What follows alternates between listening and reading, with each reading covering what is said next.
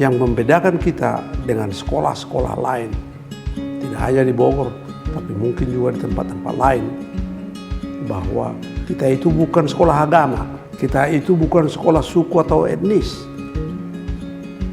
kita itu juga bukan sekolah orang kaya ataupun sekolah orang miskin. Semua agama, semua suku, semua latar belakang ekonomi itu ada di kesatuan dan kita adakan di kesatuan.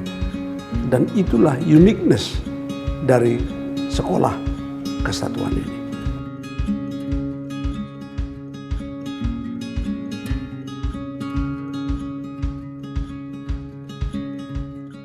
Kesatuan itu yang kita tekankan bahwa sekolah ini adalah sekolah yang berwawasan kebangsaan, berwawasan yang inklusif.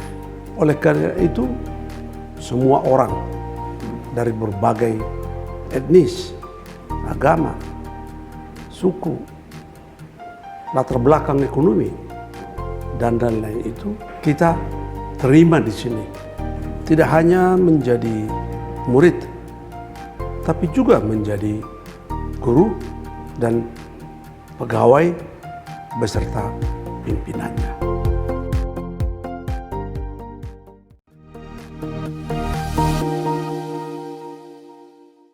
Selamat datang kepada seluruh peserta webinar dan tamu undangan di Zoom Meeting hari ini dalam webinar Mendidik Anak dengan Hati di Masa Pandemik. Bersama saya, Melva Nomika, sebagai pembawa acara hari ini. Baik, hadirin sekalian, saya akan membacakan rangkaian acara hari ini. Yang pertama adalah opening yang sedang berlangsung. Yang kedua, mendengarkan lagu Indonesia Raya, dilanjutkan Mars Kesatuan. Ketiga, pembacaan doa. Keempat, sambutan dari Dinas Pendidikan Kota Bogor. Kelima, sambutan dari Yayasan Kesatuan. Keenam, video profil Sekolah Kesatuan Bogor. Yang ketujuh adalah pemaparan webinar Mendidik Anak dengan Hati di Masa Pandemi. Selanjutnya adalah sesi tanya jawab. Kesembilan ada info merchandise dan kemudian penutup. Diinfokan juga kepada para hadirin untuk mengisi e-survei untuk mendapatkan e-sertifikat. Baik, sebelum kita mulai acara ini, mari kita sama-sama mendengarkan lagu Indonesia Raya dan dilanjutkan dengan Mars Kesatuan. Kepada para hadirin dimohon untuk menyesuaikan posisi kamera masing-masing.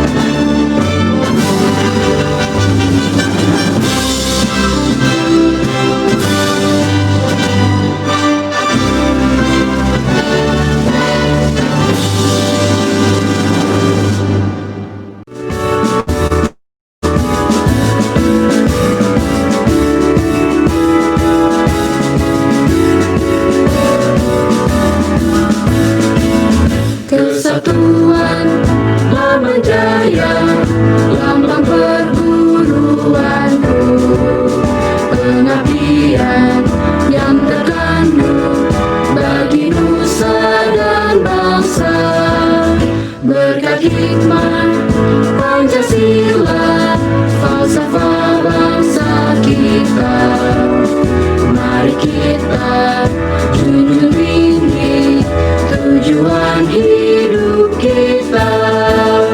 Wahai kawan putra putri, tebarkan semangatmu untuk mengejar cita-cita negara kita.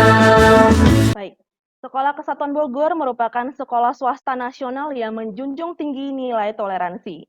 Dan acara ini akan dibuka dengan doa bersama yang diwakilkan oleh Ibu Dede Zaitun SAG untuk agama Islam dan Ibu Ruth Anjar Suryani untuk agama Kristen. Kepada Ibu Dede dan Ibu Ruth Anjar dipersilahkan.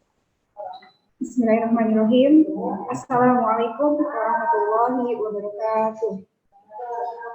Selamat pagi dan salam semangat sehat bagi kita semua. Sebelum acara dimulai, mari kita sama-sama menundukkan hati dan kepala, mengangkat kedua tangan. Bagi yang muslim, kita awali dengan membaca suratul Fatihah.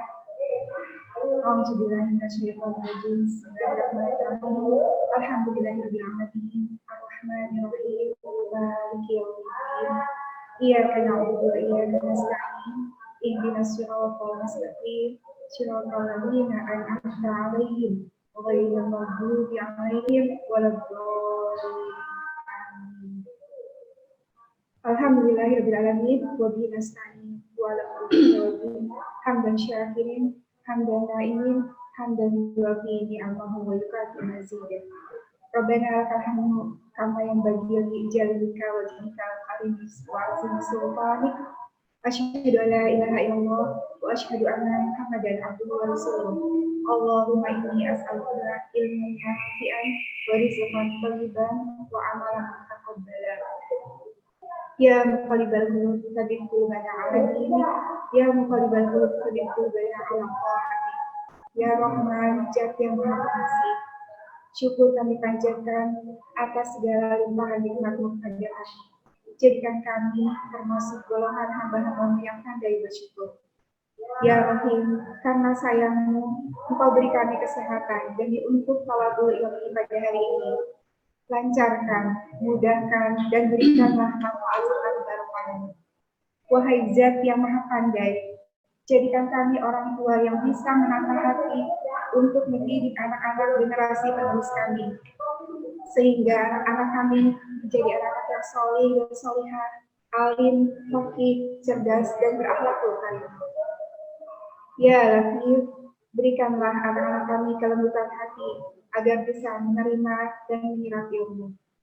Ya Roza, tambahkan nikmat ilmu, hidayah, kesehatan, rezeki bagi kami, bagi orang-orang terdekat kami, para pemimpin kami, dan orang yang bekerja sama dengan kami, serta orang-orang yang berusaha berjalan di jalan kebaikan.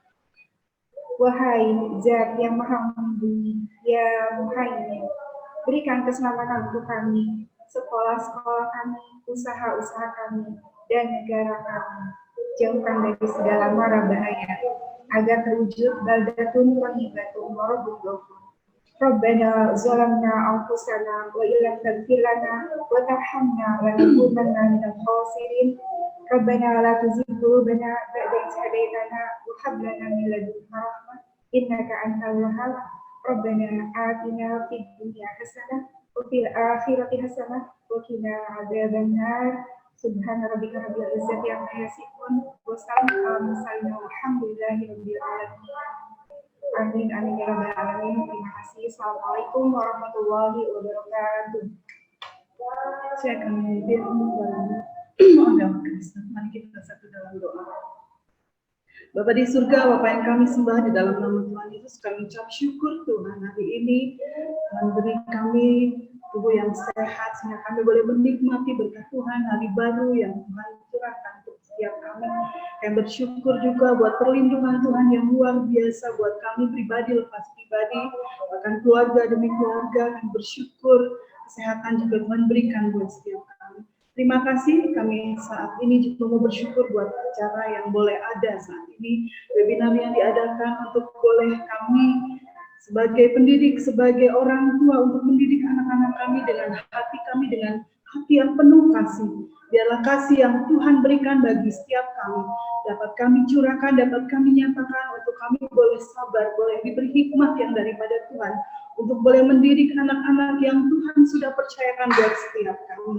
Tolong setiap kami Tuhan di masa pandemi ini, biarlah Kau memberi kami setiap orang tua, setiap pendidik untuk bertindak bijaksana dalam mendidik setiap anak-anak yang sudah ada menjadi tanggung jawab kami Tuhan, dan anak-anak pun memiliki hati, memiliki kasih yang dari Tuhan juga, sehingga ada kesatuan hati untuk kami boleh sama-sama saling mengucap syukur apapun yang boleh terjadi dalam keadaan ini.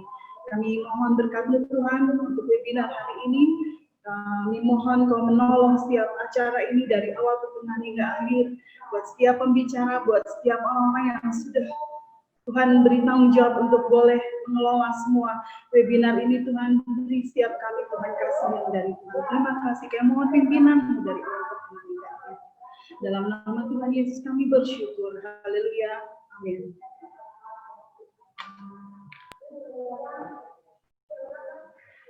Terima kasih Ibu Dede dan Ibu Ruth Anjar.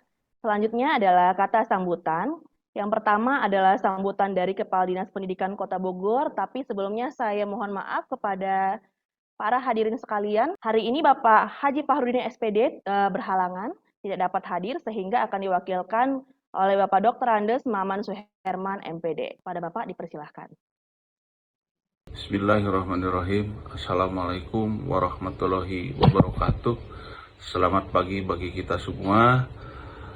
Om Swastiastu, Namo Buddhaya, salam kebajikan. Bapak dan Ibu yang saya hormati, mari kita panjatkan puji syukur kepada Allah SWT bahwa pada pagi hari ini Sekolah Kesatuan bisa menyelenggarakan webinar pendidikan dengan tema mendidik anak dengan hati di masa pandemi. Terlebih dahulu permohonan maaf dari Pak Kadisdik yang sedihnya beliau akan hadir, namun karena ada tugas mendadak maka menugaskan kepada saya. Selanjutnya Bapak dan Ibu, aplaus yang luar biasa, sangat-sangat memberikan apresiasi kepada Yayasan Kesatuan yang turut andil dalam dunia pendidikan untuk memajukan anak bangsa di masa yang akan datang. Tentunya pembelajaran di masa COVID ini banyak hal yang kita lalui, banyak dinamika pengelolaan kehidupan berbangsa, bernegara, bahkan di muka bumi di dunia ini sama menghadapi masa pandemi. Di masa pandemi yang dimulai dari bulan Maret hingga saat ini, tentunya berdasarkan data WHO secara global di dunia, kasus COVID-19 mendapat atau mencapai 30 juta dengan angka kematian 1 juta jiwa kurang lebih. Pun di Indonesia, data dari Kemenkes sudah lebih dari 250.000 yang terpapar dengan angka kematian 10.000 jiwa kurang lebih.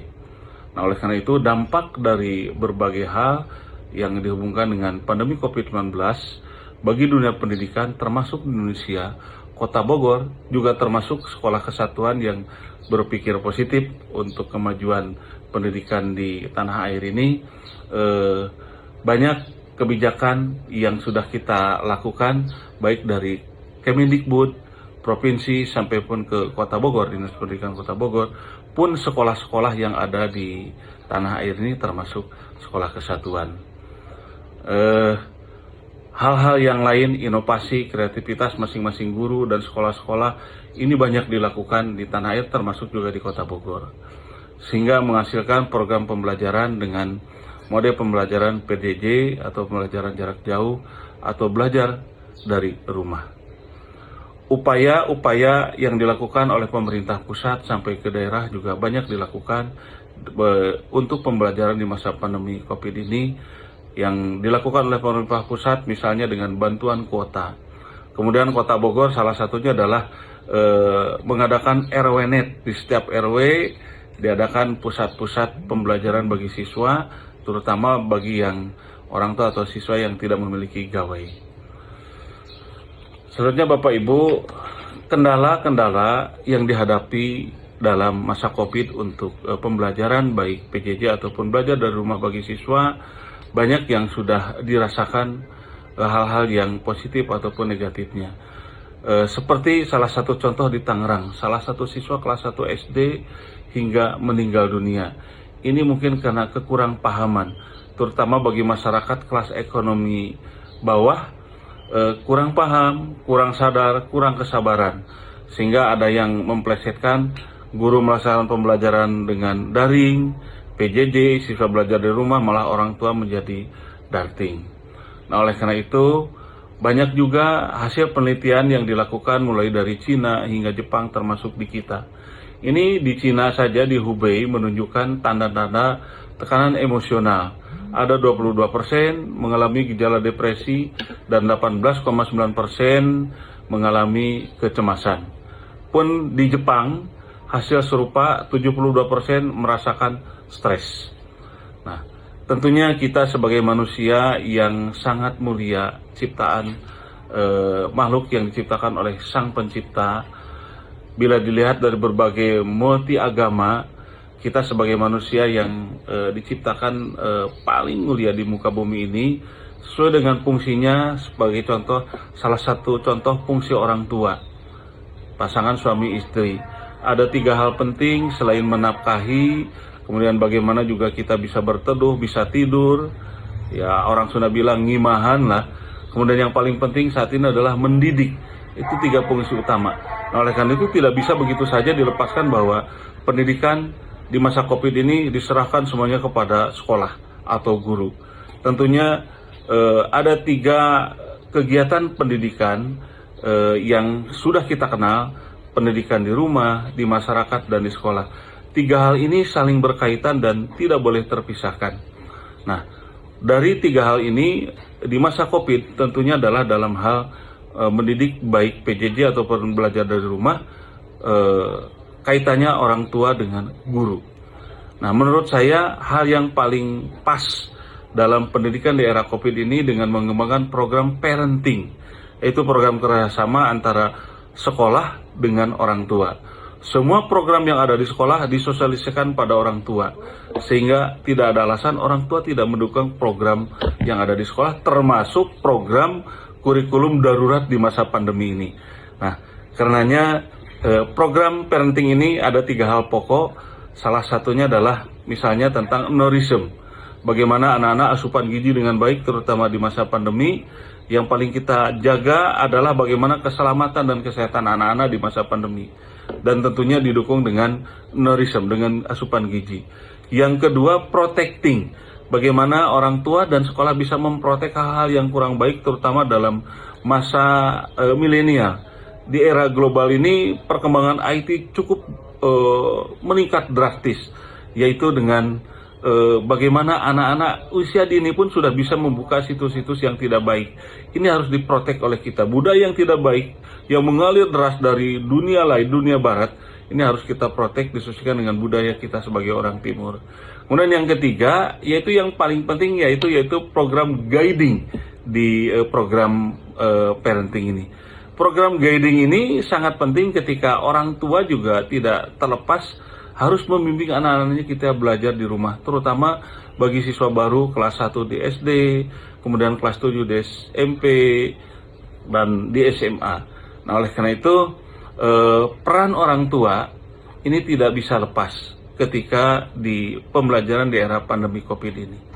Sehingga guru melakukan pembelajaran dari rumah, kemudian orang tua bisa membimbing. Nah, bagaimana kita juga membuat anak-anak bisa pembelajaran di era COVID ini dengan PJJ-nya atau BDR-nya merasa tertantang, kemudian nyaman dan tidak bosan. Insya Allah guru-guru itu selalu diadakan pelatihan yang dilakukan oleh dinas, oleh gugus, oleh MGMP, bagaimana mereka berkreativitas, bagaimana berinovasi, sehingga anak-anak mudah-mudahan tidak jenuh. Semakin diminimalisirlah hal-hal yang menyebabkan anak jenuh, dan bagaimana kita bisa mendidik dengan hati. Nah, tentunya kita harus sadar bahwa anak-anak itu adalah titipan Sang Ilahi, harus dibesarkan dengan berbagai hal, dengan pendidikan karakternya, dengan pendidikan lingkungan hidupnya, dengan bagaimana mereka bisa menguasai secara akademik, dengan berbagai multi kemampuan anak, karakter, kepribadian yang hebat, dilandasi oleh iman dan takwa.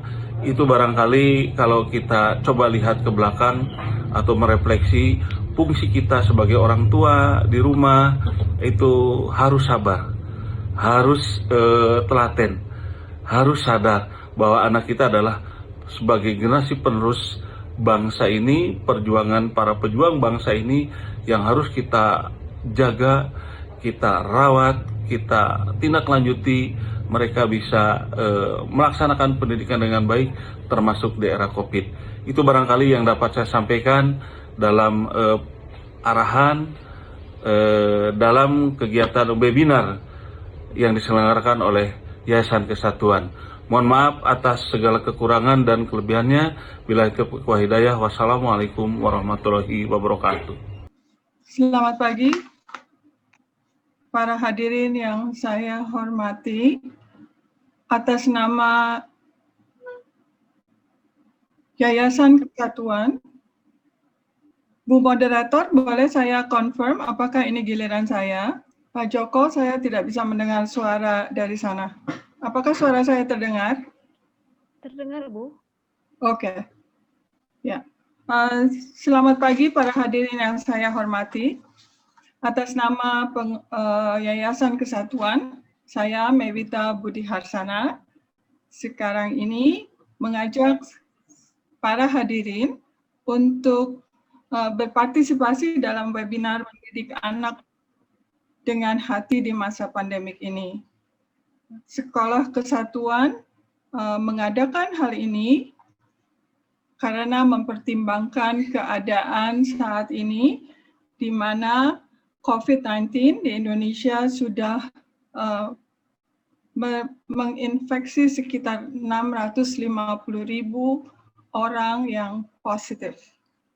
Dengan angka kematian mendekati 20.000 jiwa as of kemarin, 18 Desember 2020. Jadi untuk itulah Yayasan masih mempertimbangkan apakah pembelajaran jarak jauh, PJJ, masih harus dilanjutkan atau tidak. Sementara itu kita melihat tadi Pak Maman sudah mengatakan bahwa PJJ ini berdampak pada seluruh anggota keluarga, baik orang tua maupun anak mengalami hari-hari yang panjang di rumah. Sudah kurang lebih 10 bulan kita mengalami hal ini, dan tidak dapat disangkal bahwa ada rasa bosan dan jenuh yang mudah menimbulkan stres. Stres sebetulnya merupakan respon normal tubuh ketika terjadi tekanan mental pada seseorang. Namun, stres yang berkelanjutan sering berhubungan dengan munculnya depresi yang ditandai dengan rasa cemas dan khawatir yang berlebihan, mood swing, gampang marah, sulit konsentrasi, dan perilaku kompulsif. Tindakan spontan tanpa dipikir dulu, termasuk pemukulan kepada anak. Dampak pandemik yang lebih dari 6 bulan pasti mempengaruhi tidak hanya emosi, tapi juga status keuangan, status pekerjaan, dan lain-lainnya yang bisa menjadi pemicu peningkatan stres. Akibatnya, kemungkinan rumah bukan lagi tempat yang aman bagi anak. Karena PJJ, orang tua mayoritas adalah ibu dari survei yang dilakukan oleh Komnas Perempuan. Ibu mendapat beban tambahan, mendadak menjadi guru pendamping anak di rumah. Padahal ibu sendiri mungkin tidak memiliki kemampuan untuk itu, termasuk tidak memiliki kemampuan teknologi informasi untuk daring dan kemampuan substansi yang diajarkan guru. Dalam kondisi stres, seringkali anak menjadi sasaran karena posisinya yang lebih lemah. Tindak kekerasan terhadap anak bisa terjadi secara emosional, fisik, atau secara sosial. Melarang sama sekali keluar dari kamar atau rumah dan lainnya.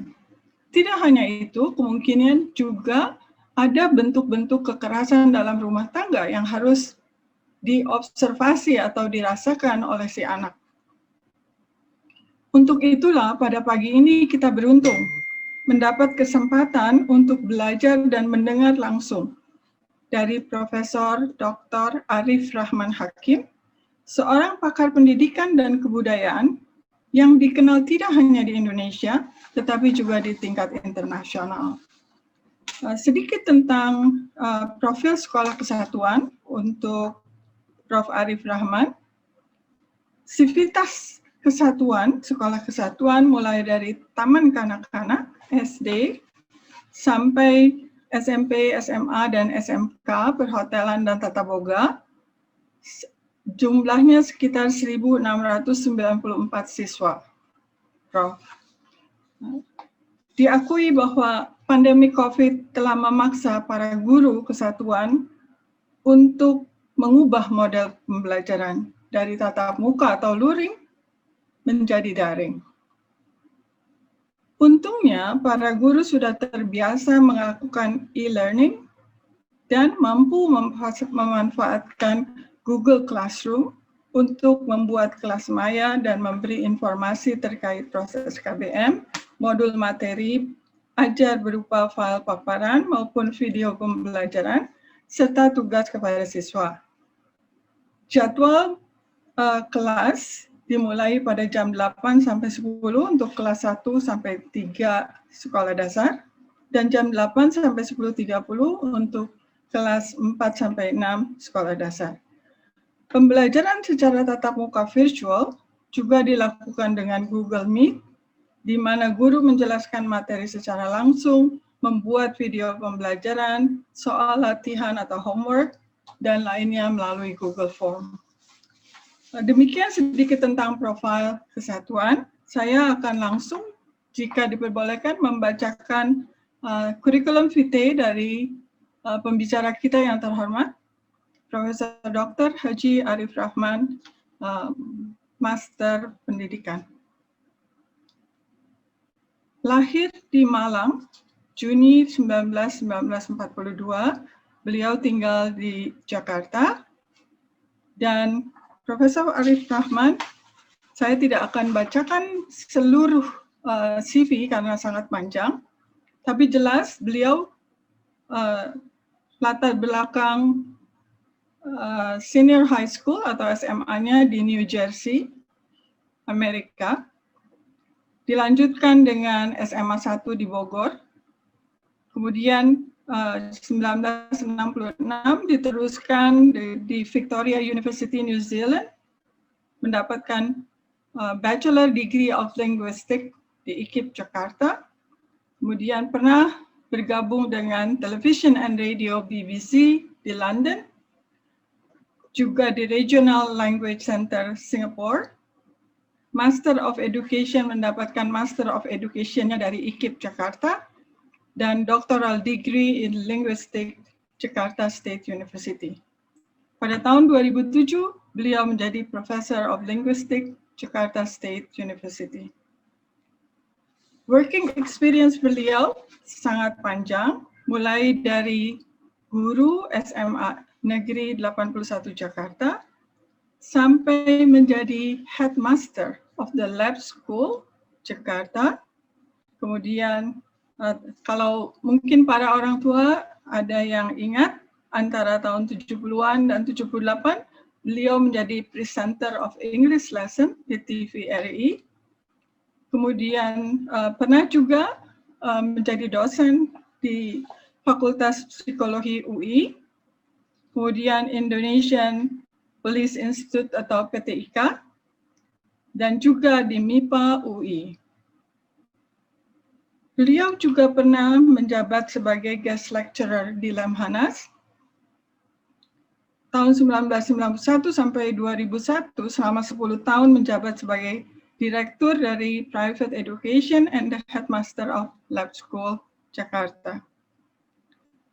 Beliau juga aktif selain di Lab School, juga menjadi tahun 2001 menjadi Chairman of UNESCO, United Nations of Educational, Scientific and Cultural Organization, Member of Executive Board UNESCO antara 2003 sampai 2007, Chief Senior Advisor Perguruan Diponegoro Jakarta antara 2007 sampai 2008, kemudian member dari KIN, Komite Inovasi Indonesia, dan dari 2011 sampai saat ini beliau menjadi Chief Senior Advisor dari Garuda Cendekia School. Pengalaman internasional beliau sangat banyak, pernah mewakili pemerintah, dalam hal ini Ministry of Culture dalam Third Roundtable of Ministries of Culture UNESCO di Istanbul, menghadiri International Symposium of Interreligious Dialogue and Reconciliation in Asia Pacific Region di Seoul tahun 2003, dan juga Intergovernmental Conference on Cultural Policies for Development di Geneva tahun yang sama, dan banyak lagi antara 2003 sampai 2005, baik itu di Tokyo, Thailand, Geneva, Bonn, dan tahun 2002 beliau juga menjadi wakil Indonesia pada the 8th UNESCO International Conference on Educational Innovations meeting,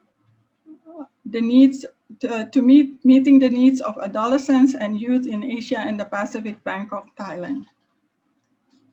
Yang mendekati pertengahan awal 2000-an, 2004, beliau juga mewakili Indonesia di 147th International Conference on Education, ICE Geneva.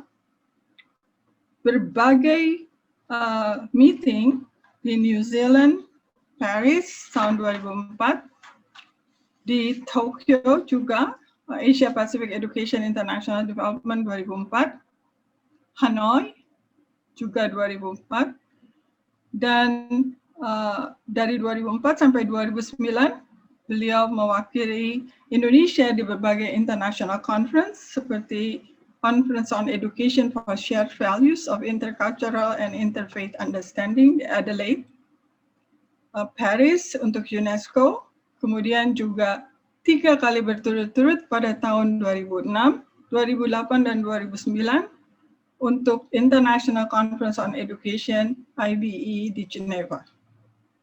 Publikasi beliau cukup banyak, dan saya akan bacakan beberapa saja, yaitu yang dari 2002, beliau menulis tentang Peace in Asia Pacific through Education, yang dipresent di International Symposium on Interreligious Dialogue and Reconciliation in the Asia Pacific region. So, kemudian juga beliau bicara tentang emerging challenges to secondary education in view of various needs of youth di Bangkok November 2002, kemudian juga di Kuala Lumpur tahun yang sama. Tahun 2003 beliau bicara tentang mistakes in education and culture that should be addressed in Indonesia di Tokyo. Beliau juga banyak bicara tentang civilization di New Delhi tahun 2003, kemudian role of culture in human development di Stockholm tahun 2003, juga building the culture of peace and non-violence through a sustainable educational policy and development of language competency for a better dialogue among cultures and civilization in the achievement of world peace. Jadi beliau bicara juga tentang peace, interfaith, dan dialogue among cultures and language, basically. Dengan latar belakang seperti ini, saya dengan bangga mempersembahkan beliau kepada para hadirin yang saya hormati. Mudah-mudahan nanti Anda menggunakan kesempatan yang berharga ini untuk memberikan pertanyaan sebanyak-banyaknya kepada beliau. Dengan pesan ini, saya persilakan Profesor Dr. Arif Rahman untuk bisa memulai ceramahnya. Silakan, Prof. Terima kasih untuk Ibu atas sambutannya. Selanjutnya kita akan melihat tayangan profil Sekolah Kesatuan Bogor.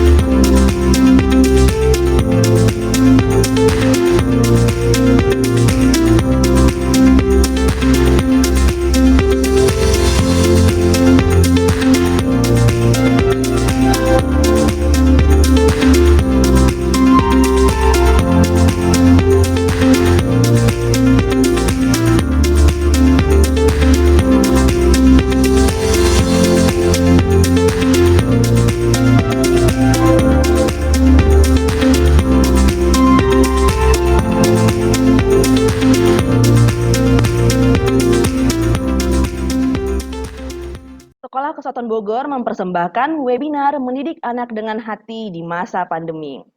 Acara ini dipersembahkan oleh Sekolah Kesatuan Bogor, sekolah swasta yang berada di bawah naungan Yayasan Kesatuan yang berlokasi di Komplek Pulau Armin, Jalan Pajajaran, Kota Bogor, yang memiliki moto Bersatu dalam Keberagaman. Saat ini 71 tahun Sekolah Kesatuan Bogor selalu memberikan pendidikan terbaik untuk para generasi penerus bangsa. Melalui webinar ini diharapkan dapat menjawab pertanyaan orang tua, siswa, pelaksana institusi pendidikan, serta masyarakat umum mengenai cara mendidik anak dengan hati dalam melaksanakan pembelajaran secara online, serta mengurangi tingkat kekerasan terhadap anak. Pembicara webinar hari ini adalah Bapak Profesor Arif Rahman, MPD. Selamat datang kepada Bapak Arif. Dan Bapak Ibu sekalian, dengan hati di masa pandemi dan akan dimoderatori oleh Ibu Dr. Lani Anggreni, SPD, MA. Sebelum kita masuk ke acara webinar, izinkan saya untuk membacakan profil dari Ibu Lani. Ibu Dr. Hajah Lani Anggreni, SPD, MA. Beliau menyelesaikan studi tahun 2020 dengan gelar Doktor Teknologi Pendidikan di Universitas Negeri Jakarta dan seminar yang berhubungan dengan pendidikan baik di dalam maupun luar negeri. Beliau sudah menghasilkan beberapa karya tulis, publikasi karya ilmiah internasional, Learning Process in Inclusive Primary School di Bali tahun 2018.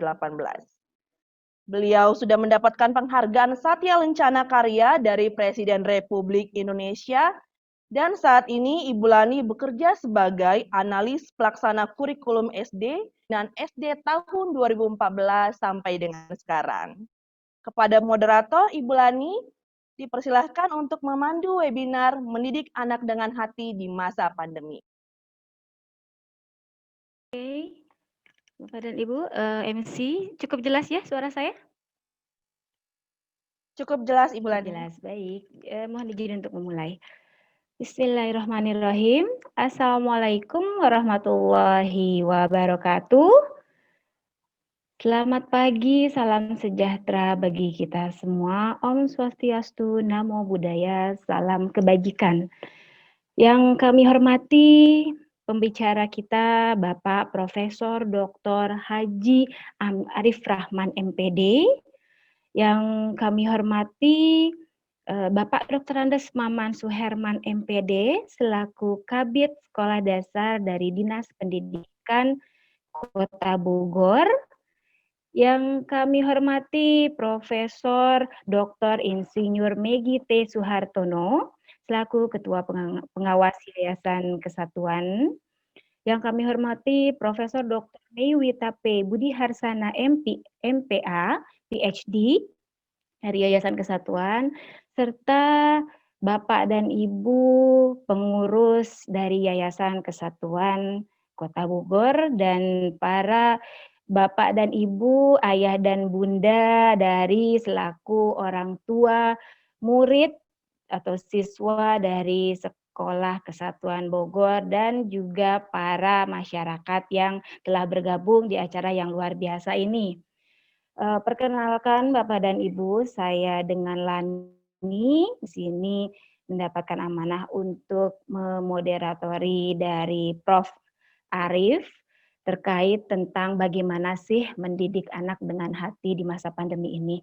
Mungkin sebagai pengantar, saya tidak perlu berpanjang lebar lagi untuk menyebutkan CV atau membacakan CV dari Prof. Arif, karena tadi sudah cukup jelas dan cukup lengkap sekali, sudah disampaikan oleh Prof. Meiwita tadi. Dan mungkin sebagai pengantar bahwa Bapak dan Ibu sekalian telah mengetahui bahwa selama 9 bulan lebih kita, peserta didik kita, para guru kita, para kepala sekolah mendedikasikan pelayanan pendidikan selama 9 bulan ini di rumah atau maupun belajar dari rumah. Jadi memang sudah dari bulan Maret Kementerian Pendidikan dan Kebudayaan telah melaunching kebijakan terkait tentang belajar dari rumah, di mana memang yang menjadi opsi terbaik begitu ya, untuk bagaimana kita bisa tetap melayani pembelajaran yang maksimal, hak pembelajaran peserta didik kita yang maksimal, yaitu mau tidak mau ya dengan melalui pembelajaran jarak jauh. Gitu. Jadi memang pembelajaran jarak jauh ini bukan sekedar bukan merupakan suatu kebijakan, tetapi merupakan suatu pilihan yang terbaik saat ini yang memang harus diambil dan juga memaksakan kita untuk merubah paradigma pendidikan kita yang tadinya biasa dengan tatap muka, bersosialisasi, proses pembelajaran. Namun ini dengan adanya masa pandemi ini mau tidak mau, suka tidak suka, kita melakukan perubahan yang cukup besar dari sistem pendidikan kita saat ini. Dan memang betul yang disampaikan tadi oleh Prof. Mewita maupun yang disampaikan oleh tadi Pak Maman, saat ini kekerasan rumah tangga atau kekerasan yang dialami oleh anak-anak kita di rumah itu semakin hari semakin meningkat. Gitu ya, hal itu dikarenakan tidak hanya sekedar dari tekanan sosial ekonomi, tidak hanya dari tekanan psikologis, tetapi juga memang karena begitu banyaknya beban orang tua yang memang mereka harus mencari nafkah, terus juga ditambah lagi mendapatkan tugas tambahan untuk mendampingi anak-anaknya di rumah, begitu ya. Jadi sehingga ini memang kekerasan di masa pandemi ini memang semakin bertambah. Oleh karena ini Bapak dan Ibu, saya selaku perwakilan dari Kementerian Pendidikan dan Kebudayaan ingin mengucapkan terima kasih yang sebesar-besarnya kepada Yayasan Kesatuan Kota Bogor yang sangat concern dan sangat memperhatikan bahwa ini penting, bahwa webinar ini sangat penting untuk dilaksanakan dalam upaya untuk penyampaian informasi, pengetahuan, bahkan membuka mindset masyarakat kita bahwa ini memang masalah bersama, begitu, bahwa memang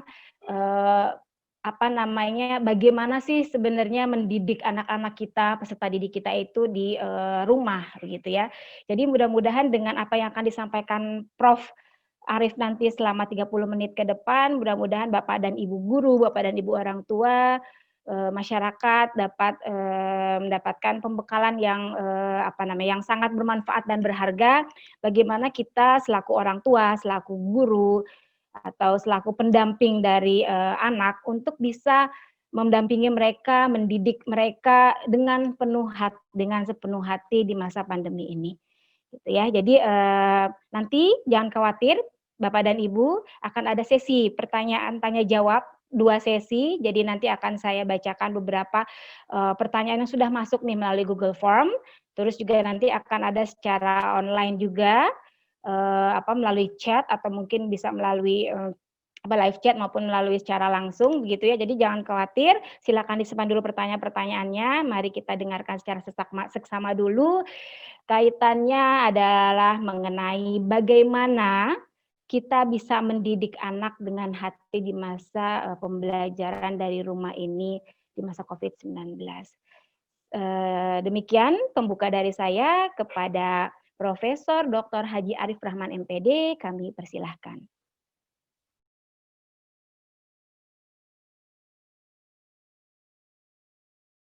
Oke Pak, silakan. Bismillahirrahmanirrahim. Assalamualaikum warahmatullahi wabarakatuh. Wabarakatuh.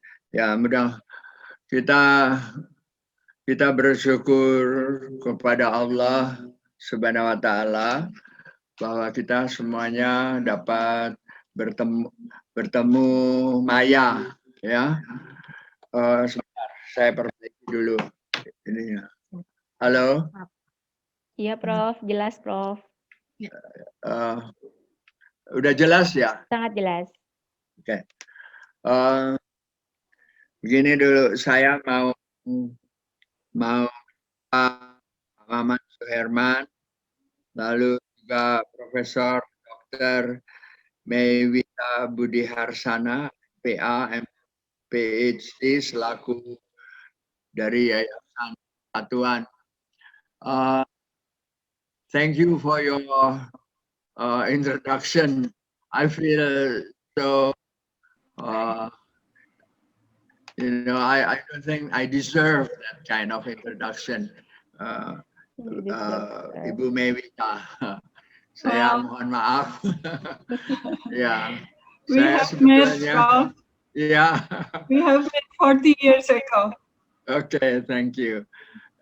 Saya sebetulnya dengan kesatuan ini tidak terlalu asing sebab di sana ada Sekretaris Pengurus Yayasan Kesatuan Tara Britania. Dia adalah anak dari kakak saya, Ibu Pak Insinyur Zain Rahman, ya, yang dulu juga sering datang ke Kesatuan. Saya juga berkali-kali. Tapi saya melihat Kesatuan sekarang sudah berada di daerah kompleks Pulau Armin. Ya. It's a beautiful school. Luar biasa ya sekolahnya. I agree, sir. Sudah hebat sekali. Jadi apakah saya ini punya hak enggak ya untuk bicara kepada teman-teman? Tapi karena saya diminta, jadi saya akan sampaikan saja. Tadi dikatakan bahwa yang meninggal sekarang sudah banyak sekali. Saya kalau disuruh pilih mana yang penting, pendidikan atau kesehatan, saya pikir kesehatan. Jadi apa yang sudah diputuskan oleh Kesatuan ini memang sudah sangat tepat, ya. Nah, bersatu dalam keseragaman itu memang betul. Jadi mudah-mudahan di dalam keragaman kita tetap bisa bersatu untuk menghadapi supaya kekerasan tidak ada, tekanan ekonomi tidak membuat orang itu stres, ya. Nah, kepada Ibu Lani sebagai moderator tadi mengatakan bahwa saya bicaranya cuma 30 menit, apa betul itu? Saya pikir materi saya harus banyak yang saya hilangkan kalau 30 menit. Silakan, Prof. Gimana? Saya akan berikan secara lengkap atau saya potong-potong? Ya, silakan, Prof. Kalau memang ini penting dan perlu diketahui oleh masyarakat secara lengkap dipersilakan. Yeah, I don't know. You have to ask Professor Mevita. Is it important or not? It is, Prof. I'm very welcome to It's important. Very double than 30 minutes, even Yeah. double. Kalau boleh saya tawar lah, mungkin 40 menit gitu. Silakan, Prof. Boleh. Silakan, Prof. Dengan senang Oke. hati. Saya akan dipersilahkan. mulai dari sekarang. Mohon ditayangkan slide yang sudah saya titipkan supaya bisa dibaca oleh teman-teman di Kesatuan maupun oleh Pak Agus dari SMA, Ibu Fani dari SMK, lalu orang tua murid, ya, dan pengurus dari yayasan gitu ya. Baik, mendidik anak dengan hati di masa pandemi berarti ya. Jadi berarti tunggu sebentar, jangan diganti dulu. Ya, jadi saya melihat bahwa sebentar, Nur, mungkin pakai ini aja deh, sebab ini bergaung-gaung di sini. Ya, saya pakai headset aja.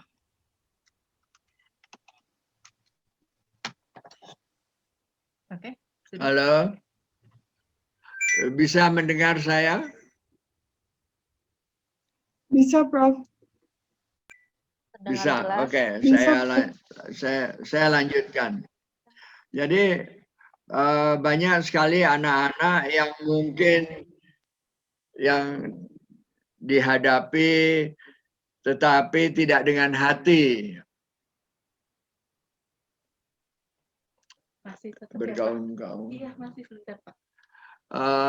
Sebentar, di saya ini suaranya dua kali begitu. Di kami enggak sih. Di kami bagus sih, audiens Prof. cukup jelas, Prof. Jelas sekali di kami. Ya, ya. Jadi saya teruskan aja ya. Jadi apa yang kita lakukan ini adalah pendidikan ya. Jadi pendidikan kita ini punya pakem dan pegangan ya.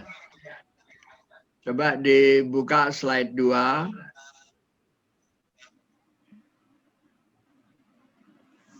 Slide 2, Mbak. Ya. Bahwa pendidikan itu adalah usaha. Jadi apa yang dilakukan oleh Yayasan Kesatuan ini adalah suatu usaha. Kita berusaha saja, tapi usaha yang akademis, yang terencana. Yang paling penting, apakah belajar di sekolah atau belajar di rumah, yang penting adalah suasana belajar itu. Ya.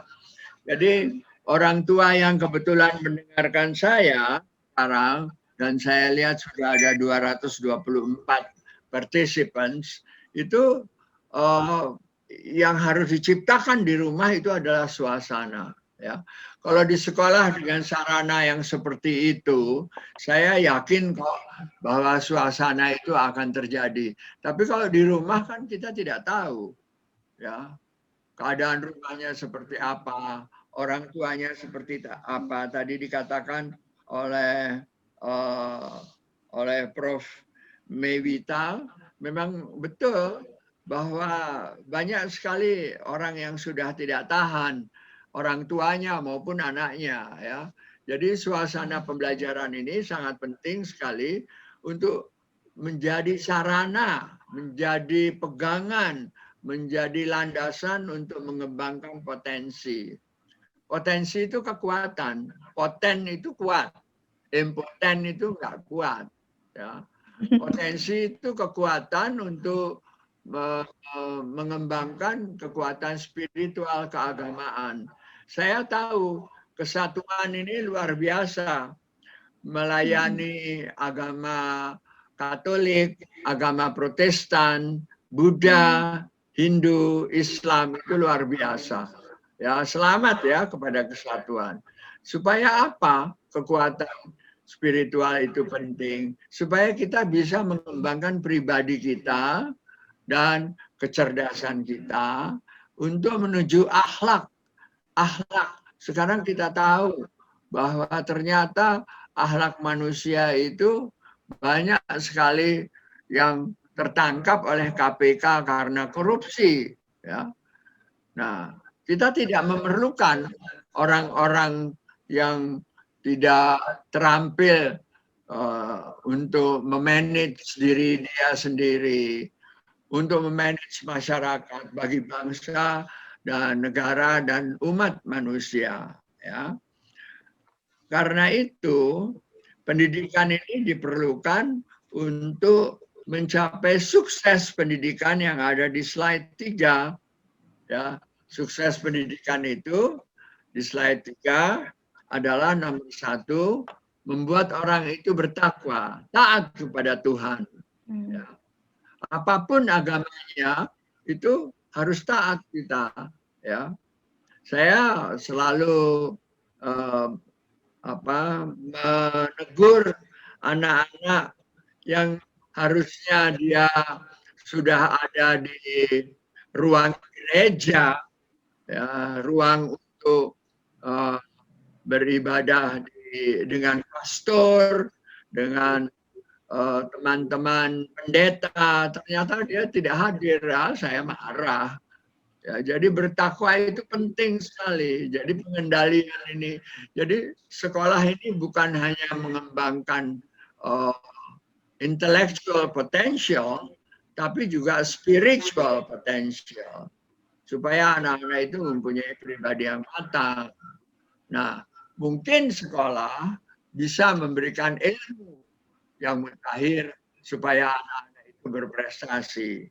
Saya berdoa dan saya tahu betul bahwa anak SD kesatuan itu, lihat-lihat juga SMP kesatuan itu bagus atau tidak. Kalau enggak bagus, dia nggak mau masuk situ. Ya. SMP-nya bisa nggak mengantarkan ke SMA yang baik. Kemudian kita harus mempunyai track record berapa anak yang diterima di UI, berapa anak yang diterima di UGM, berapa anak yang diterima di luar negeri. Ya. Jadi kepada teman-teman dari TK, SD, SMP, SMA, dan SMK harus mempunyai yang disebut laporan-laporan yang bisa menelusuri track record anak-anak kita ini kemana, ya, supaya dia bisa berprestasi dan dia bangga sebagai bangsa Indonesia dan bisa hidup di dalam keadaan wawasan global yang sekarang. Nah, di dalam Undang-Undang Pendidikan, ya, Sisdiknas, ada peraturan nomor 19 tahun 2005 tentang proses pembelajaran. Bahwa proses pembelajaran itu harus diselenggarakan sedemikian rupa. Ya, sedemikian rupa. Artinya tidak sama, beda-beda. Ya, sehingga terasa hidup, bisa memberi motivasi, bisa memberi kesempatan untuk berinteraksi, lalu memberikan inspiratif dan menyenangkan. Ini yang penting, menyenangkan. Banyak loh murid-murid mau TK, SD, SMP, SMA atau SMK yang kalau ada guru tertentu datang, anak-anak bilang, ya Allah gurunya masuk. Kita sebel banget nih guru masuk gitu. Ya, karena gurunya tidak menyenangkan, tidak memberi ruang kepada anak untuk bisa menantang dan berkreativitas sehingga dia tidak bisa mandiri. Ya, bakat minat dia tidak berkembang. Ya, secara psikologis dia ya stres. Kalau guru itu mengajar, gurunya masuk. Nah, karena itu proses pembelajaran pendidik harus memberikan keteladanan yang menyenangkan. Ya. Apa sih sebetulnya fungsi pendidikan di slide 5? Pendidikan itu berfungsi mengembangkan kemampuan dan membentuk watak. Bukan mencerdaskan otak, tapi membentuk watak. Ya. Supaya dia menjadi orang yang beradab. Orang yang beradab itu orang yang mempunyai tata krama. Ya, saya melihat bahwa pada saat sekarang ini banyak sekali orang yang nggak punya tata krama. Masuk dalam rumah nggak bilang selamat, saya datang mama, saya datang bunda, assalamualaikum atau bagaimana. Adab itu harus ada. Nah, di kesatuan, adab itu bisa diatur secara formal dengan peraturan-peraturan yang tegas. Ya. Sebab kalau anak ini tidak mempunyai adab, dia nanti bisa cerdas, ya. Lalu dia tidak punya adab, artinya akhirnya dia korupsi. Ya. Untuk apa? Adab itu untuk mengembangkan potensi, ya. Menjadi manusia yang bertakwa kepada Tuhan, berakhlak mulia, berilmu, cakap, kreatif, mandiri, menjadi warga negara yang demokratis serta bertanggung jawab. Ini ada di Undang-Undang Sisdiknas. Jadi kepada guru-guru dan orang tua murid ini harus betul-betul dijalankan dengan baik. Ya. Jadi pembicaraan secara webinar seperti ini bisa memberikan masukan. Apa sih sebetulnya peran guru itu? Ya, di slide 6, peran guru itu nomor 1 adalah konservator, memelihara sistem nilai. Dia mengembangkan ilmu. Dia meneruskan sistem tersebut kepada peserta didik. Lalu dia bisa menerjemahkan kepada anak. Kalau ada yang susah, dia terjemahkan menjadi mudah. Lalu dia mengatur, mengorganisasikan. 5 hal ini adalah peran guru. Jadi itu sangat penting. Nah, nanti kalau masuk, ya pada saatnya nanti kalau kita masuk, kita guru di keadaan yang new normal di slide 7 itu harus menjaga supaya anak-anak itu menjaga jarak, pakai masker, mencuci tangan. Nah, kepada kesatuan saya harapkan sekarang sudah siap dengan sarana-sarana untuk cuci tangan, membasuh dengan air yang mengalir, supaya anak-anak itu pakai masker, hidup sehat dan bersih. Kemudian melakukan pengawasan nomor 2 di slide 8. Lalu memastikan tercapainya tujuan pendidikan ya di fase transisi nanti kalau kita mulai masuk. Kemudian memastikan tercapainya pemenuhan target akademik dan non-akademik. Ujian nasional sekarang dihilangkan karena ini masalah ini.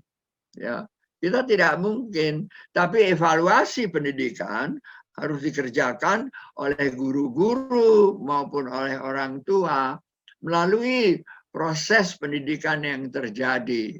Ya, proses dan evaluasi pembelajaran. Coba dilihat mungkin data-data yang lalu di mana kita waktu itu bertatap muka kita memiliki, dikembangkan saja dari sana. Lalu memastikan bahwa orang tua itu ikut serta mendukung proses di dalam fase transisi ini. Itu sebabnya saya menyarankan supaya guru itu secara akademis oke, ya. Secara akademis oke, harus banyak baca buku. Secara psikologis guru itu yang menghilangkan stres, ya. Kalau guru selalu mengancam-ngancam, awas nanti kamu nggak naik kelas, awas kamu gitu. Guru yang begitu biasanya saya keluarkan. Dan metodenya itu harus bervariasi. Dan dia harus bisa bermasyarakat dan guru itu harus sehat. Ya. Jadi ini yang sangat penting. Sehingga apa yang harus disiapkan di dalam pengelolaan sekolah nanti, membersihkan lingkungan, saya kira udah bersih.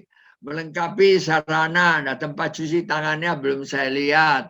Mengundang orang tua wali dan komite untuk mensosialisasikan kalau kita masuk sekolah, bagaimana menjalin kerjasama. Lalu yang nomor 5 di slide 11, membuat jadwal guru yang akan mengontrol social distancing. Jadi anak-anak itu kalau sudah saya sarankan nanti tidak ada istirahat. Masuk sekolah, terus setelah itu pulang. Sebaiknya begitu.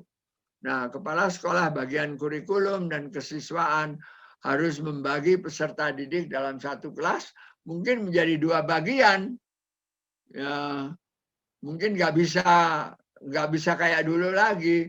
Gitu. Ya, ini kalau mungkin. Lalu menyusun jadwal pembelajaran pagi dan siang atau bagaimanalah melaksanakan proses pembelajaran dalam 2 shift kalau diperlukan. Kalau 1 shift bisa ya enggak apa-apa, ya.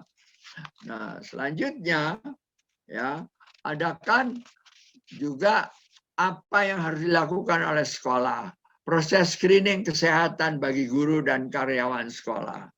Screening zona lokasi tempat tinggal. Dia datang dari zona hitam, zona merah, atau sudah dari zona hijau. Ya. Lalu melakukan tes COVID-19 dan guru karyawan yang lolos dari tahapan screening diberi tanda. Ya.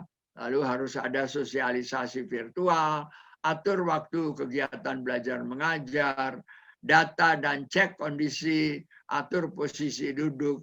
Guru tidak berpindah kelas. Ini saya sarankan untuk kelas-kelas tinggi, SMA, SMK. Lalu menjaga jarak. Nah, sekarang tugas dari orang tua murid itu melakukan pola asuh, ya. Jadi kita tidak boleh berkumpul, lalu informasi tentang corona ini harus baik, tutup tempat bermain, ya, disiapkan dukungan UKS dan psikologi harian di sekolah, ya. Nah, orang tua murid, saya mendapat pemberitahuan bahwa saya bicara sampai 10:45, lalu tanya jawab. Ya, saya jadi punya 15 menit lagi atau 10 menit lagi. Ini sebentar lagi selesai kok ya. Nah, pola asuh yang sehat itu yang bagaimana? Nah, biasanya orang tua itu suka merasa paling tahu, berkuasa, menganggap dirinya selalu benar dan suka emosi. Mau masuk sekolah apa enggak? Dasar gitu. Jangan begitulah. Kalau anak selalu dididik dengan marah-marah, anaknya itu nanti tidak berdaya. Dia takut salah, lalu dia sendiri akan menjadi anak yang temperamen dan dia sulit mengaktualisasikan diri. Dia mungkin tidak bisa berprestasi dan nggak jadi masa bodoh anak-anak itu. Lalu mendahulukan emosi untuk menyelesaikan masalah dan sangat mudah terpengaruh oleh hal-hal yang tidak baik. Dia kan mungkin buka laptop terus dia buka aja situs-situs yang tidak baik, ya. Tapi ada juga orang tua yang sangat melindungi, ya, di slide 15. Dia memanjakan, memenangkan, membela. Saya pernah waktu jadi kepala sekolah, ada orang tua marah-marah sama saya karena anaknya itu ya dibela betul oleh orang tuanya. Mana itu kepala sekolahnya? Mana itu Arif Rahman? Padahal saya ada di depan dia. Anak yang seperti itu merasa terjamin dan dia akan selalu berlindung, suka ngadu sama orang tuanya. Bapak, orang guru ini begini. Nanti anak itu sulit berperan dan merasa berkuasa dan tidak tahan banting. Tapi ada juga orang tua yang udah masa bodoh, dia bebaskan aja. Percaya kepada anak, mengizinkan semua permintaannya. Lalu menganggap anak itu udah tahu. Lalu akhirnya dia tidak terikat kepada sistem. Dan semua kemauannya harus dituruti dan anak itu bisa menjadi anak yang bina. Nah, yang ideal, ini yang ideal. Orang tua itu dan guru harus mengarahkan, menjelaskan, berdialog, memberi pedoman, bekerja sama, membimbing, supaya watak anak itu hormat kepada orang tua, senang berdiskusi, lalu mempunyai tujuan hidup yang baik, merasa diperlukan, dan memiliki tempat bertanya. Apa yang terjadi pada jati diri anak itu? Dia akan menjaga nama baik keluarga dan sekolah, mudah bersosialisasi, berprinsip, dia akan cepat menjadi anak dewasa. Dewasa ini tidak ada hubungannya dengan umur. Kadang-kadang anak SD lebih dewasa dari anak SMP. Anak-anak lebih dewasa dari orang tuanya. Dia memiliki akar dalam keluarga. Untuk itu, maka orang tua itu in short, ya, sebagai sependeknya, pokoknya love is a many splendor thing. Kan itu memang cinta itu adalah suatu kekuatan yang luar biasa. Ya, kecerdasan spiritual itu ditingkatkan, tapi kita harus demokratis. Kita tahu bahwa anak itu mempunyai peran, ya. Anak di dalam keluarga itu kadang-kadang menghibur. Kadang-kadang dia jadi teman ngobrol. Tapi sering dia itu menjadi lawan dan ini baik, ya. Kita mempunyai lawan ngobrol, lawan berdiskusi, tapi dia penolong juga, ya. Nah, untuk itu kembangkan 5 potensi kecerdasan, ya. Potensi spiritual, ya, yaitu mampu menghadirkan Tuhan, mampu menghadirkan dan sabar berupaya, ya, berterima kasih kepada Tuhan, lalu kemampuan akal, bisa membedakan dan membuat daftar prioritas mana yang lebih penting, dan dia jasmaninya sehat, lalu potensi perasaannya baik, bisa mengendalikan emosi, mengerti perasaan orang lain, dan senang bekerja sama, menunda kepuasan sesaat, dan berkepribadian stabil. Anaknya senang berkomunikasi, senang menolong, senang berteman, senang membuat orang lain senang, senang bekerja sama.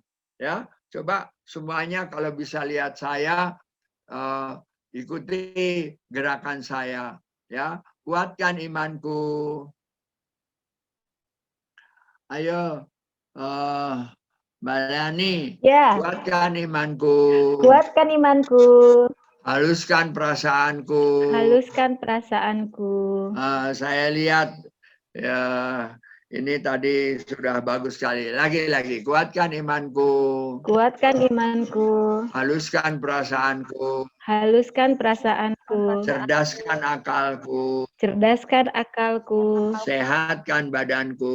sehatkan badanku, Eratkan persahabatanku. gerakan persahabatan. Nah, sekarang pakai bahasa Inggris.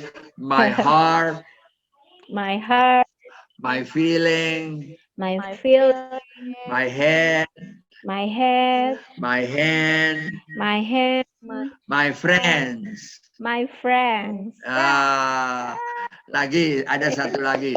My behavior, my behavior, my feeling, my feeling, my brain, my brain, my body, my body, my bodyguard. my bodyguard. Jadi semua orang punya bodyguard. Seperti itu. Ya, untuk supaya bisa seperti itu, kita harus punya sikap yang stabil. Coba, sikap yang stabil itu semangat, gembira, hangat, berhati tenang dan sejuk yang di bawah itu. Bermasyarakat, optimis, gembira, dia merasa merdeka, fleksibel, ya, senang berkomunikasi, berhati-hati dan tenggang rasa. Dia damai orangnya, terkendali, emosinya seimbang.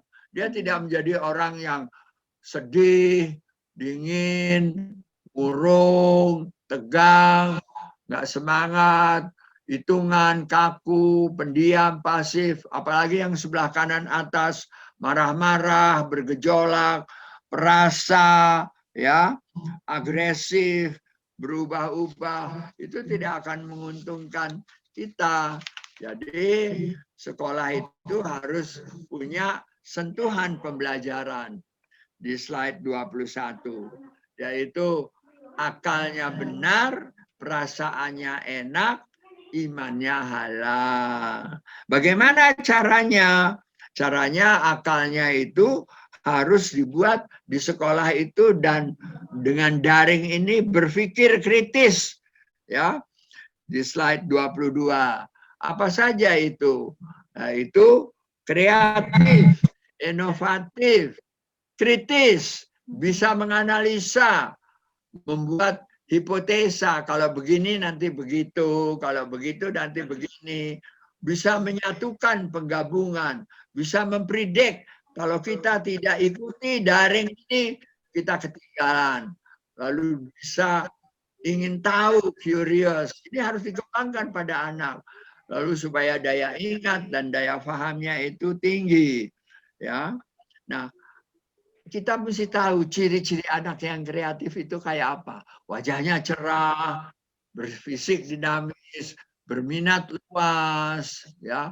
Dari musik sampai ke yang hal politik, sering bertanya yang berbobot, selalu ingin tahu, tidak terbatas tembok status, berani ambil risiko, mempunyai banyak alternatif untuk menyelesaikan masalah, tidak cepat puas, berani tampil beda, senang menggali pengetahuan, mempunyai gagasan-gagasan yang original. Karena itu, kembangkan 21 karakter yang berikut ini. Yakin kepada Allah, semangat kerja keras, berpikiran luas, berusaha, optimis, ya, bersih, tertib, dan rapi.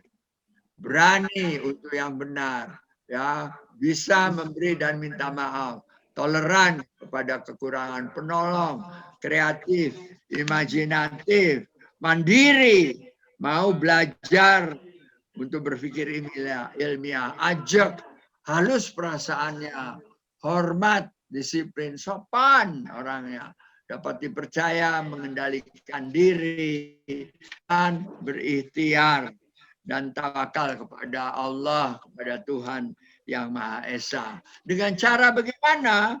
Dengan disiplin, karakter yang harus dibangun. Ini yang penting, tanggung jawab. Guru-gurunya juga, orang teman-teman di yayasan juga tepat kerja, ya, terikat dan teratur dan mampu. Lalu B, harus jujur, semangat juang, berani untuk yang benar, ya, unggul, tekun, tahan cobaan. Walah, corona ini, corona di mana-mana, di kampung dan di desa, corona kita ganyang.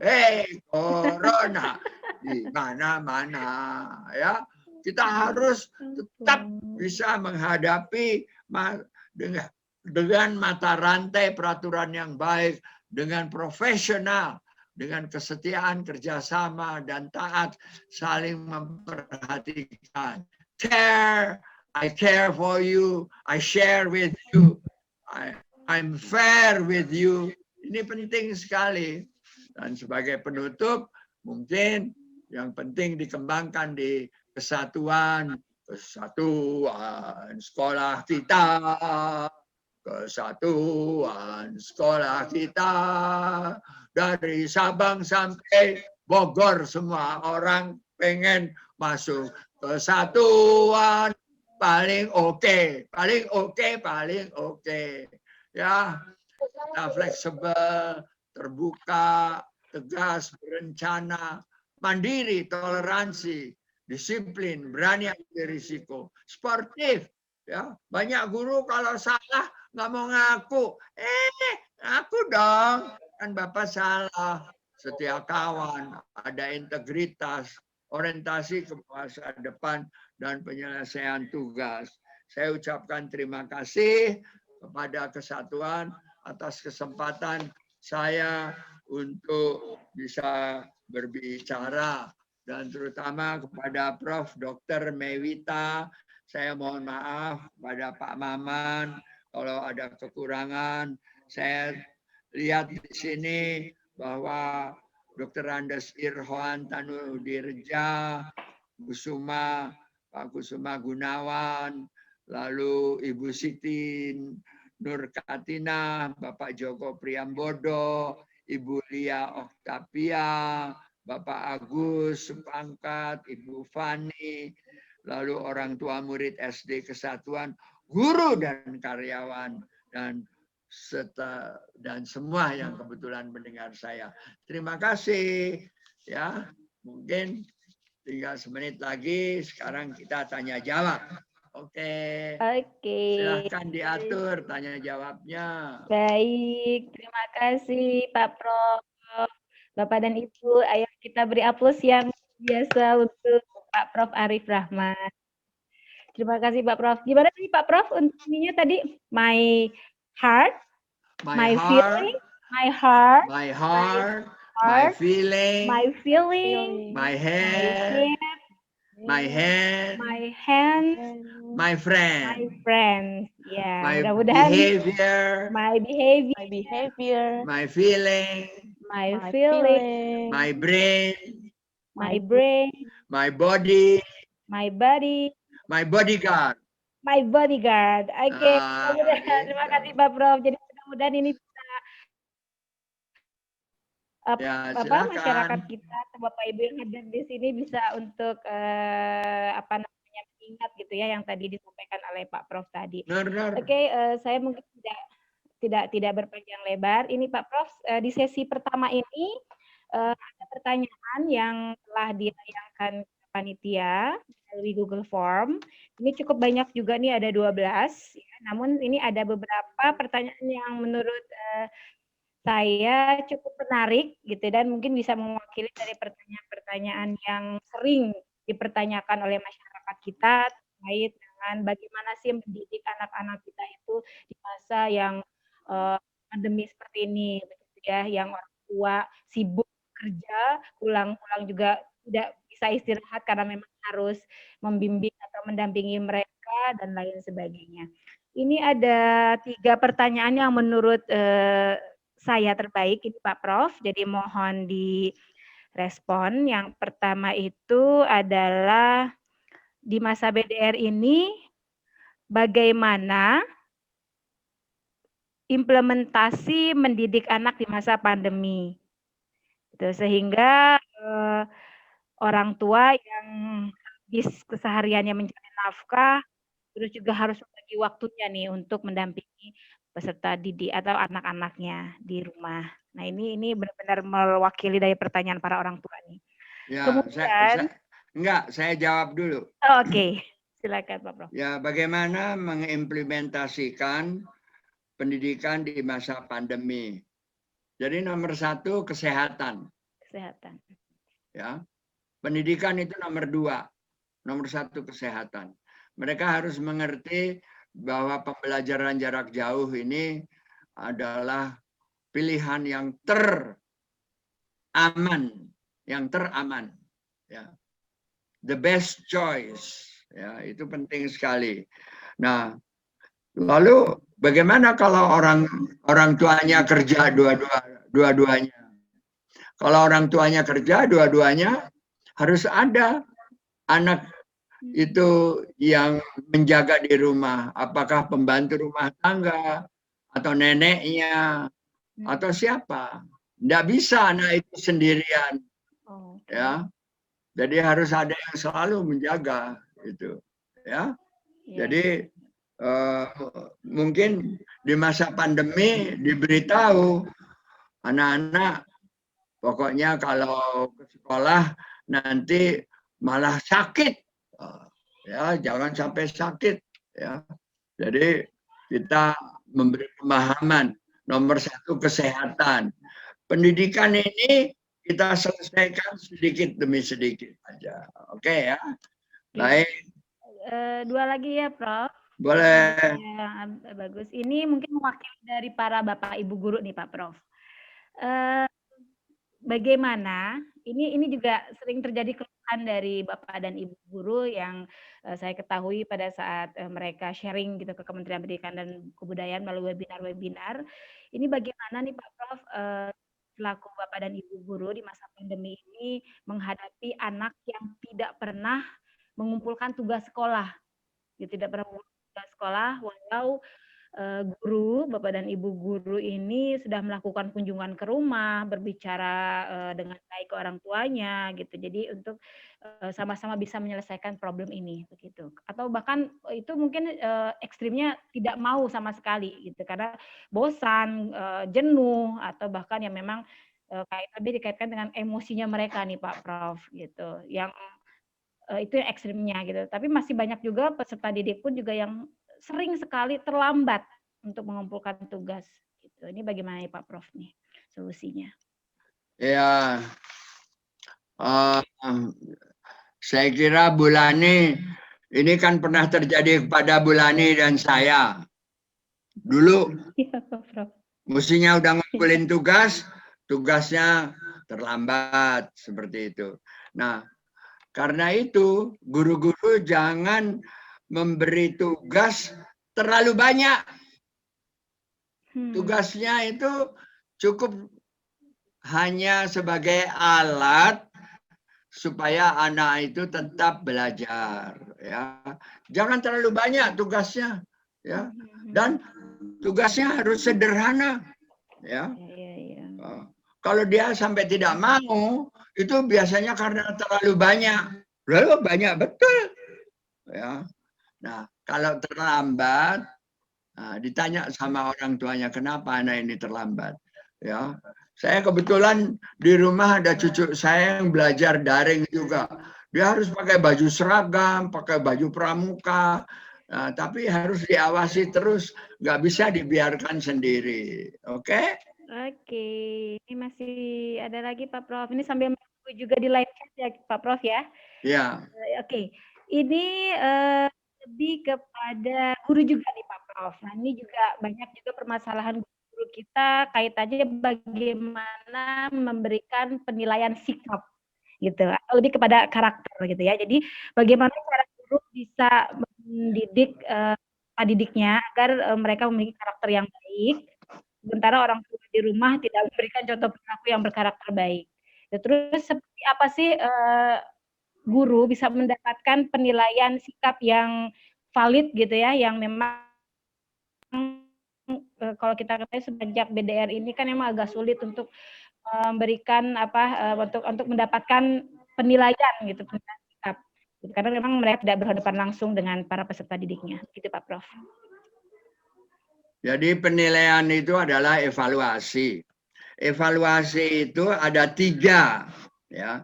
Evaluasi terhadap sikap, evaluasi terhadap pengetahuannya, ya. Lalu evaluasi terhadap kreativitasnya. Nah, kalau sikapnya tidak baik, mungkin pengetahuannya belum bagus. Ya. Nah, karena itu berikanlah kepada anak tugas secara kreatif. Ya. Tugas-tugas yang menyenangkan anak itu apa? Ya. Jadi kita tidak bisa memberikan suatu tugas yang membuat anak itu kesel, jenuh. Ya, terus dia bilang ini tugasnya banyak betul. Tapi di lain pihak, guru juga mempunyai kewajiban untuk mentuntaskan, harus tuntas. Karena itu saya beritahu kepada guru, jangan terlalu banyak dulu. Yang penting sekarang terjadi adalah proses pembelajaran. Sebab di atas proses pembelajaran ada yang lebih penting, yaitu kesehatan. Oke? Kesehatan. Oke. Nah ini kebetulan Pak Prof, untuk pertanyaan di sesi kedua ini sudah ada pertanyaan melalui live chat Pak Prof. Ya. Ini izin bertanya dari Bapak Fauzan. Beliau bertanya, jika guru-guru mapel jika guru mata pelajaran tidak memberikan materi dan atau tugas kepada siswa, bagaimana saat PJJ? Lalu pemberian nilai seperti apa secara random sehingga ada anak yang diberi nilai di bawah KKM gitu. Terus bagaimanakah peran guru BK dan orang tua dalam menangani kasus ini? Dari Pak Fauzan nih Pak Prof. Ya. Peran guru BK. BK itu bimbingan karir. Dia mempunyai informasi tentang setiap anak. Dan informasi ini yang harus dibagikan dan harus berbagi, share dengan guru-guru mapel mata pelajaran. Ya. Guru mata pelajaran kadang-kadang tidak paham bahwa ada anak-anak tertentu yang mungkin KKM-nya itu harus diturunkan sedikit. Ya. Jadi KKM itu kan memang patokan, tapi dia tidak bisa disamaratakan semuanya. Jadi ada yang mungkin agak di bawah KKM, ada yang di atas KKM. Yang kita harus perhatikan sekarang ini adalah anak itu masih tetap belajar, mau apa enggak gitu, hadir atau tidak, seperti itu aja. Kita jangan terlalu ketat lah, ya, agak fleksibel sedikit, ya, oke? Betul Pak Prof, setuju sekali. Karena pemerintah pun juga cukup jelas menyampaikan melalui SE Dirjen ya, bahwa di masa pandemi ini sebenarnya tidak serta untuk belajar dari rumah itu untuk ketuntasan kurikulum ya Pak Prof ya. Iya. Jadi, yang penting pembelajaran yang bermakna gitu, pembelajaran yang bermakna yang untuk memiliki pendidikan kecakapan hidup bagi mereka, terutama dalam mengatasi masa pandemi ini. Betul. Oke, Pak Prof, ini ada lagi nih yang seru nih kaitannya dengan kesehatan. Baik. Jadi bagaimana cara menghindari efek negatif dari sisi kesehatan mata, Pak Prof, dan kondisi fisik kita akibat radiasi yang mau tidak mau memang pasti akan dihadapkan selalu dengan perangkat gadget yang tentu saja pasti akan mengganggu kesehatan peserta didik kita, gitu ya, melalui Zoom, di Iya. PJJ yang hampir setiap hari guru-gurunya mengadakan Zoom meeting. Begitu Pak Prof. Ini dari Iya. Putri Damayanti, Fitri Damayanti. Kepada Ibu Siti Damayanti, kan saya sudah beritahukan, kesehatan itu di atas segala-galanya.